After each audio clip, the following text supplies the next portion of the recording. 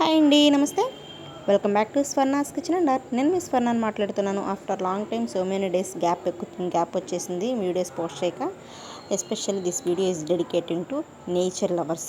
అవునండి, ఈ video nature లవర్స్కి చాలా చాలా బాగుంటుంది. ఇయర్లీ వన్స్ మా ఇంటి దగ్గర ఇలా ఏప్రిల్, మే, జూన్ ఈ 3 monthsని విజిట్ చేస్తాయి అన్నమాట. ఈ క్రేన్ బర్డ్స్ బిగ్ నెక్తో చక్కగా చాలా పెద్ద పెద్ద బర్డ్స్ అనమాట.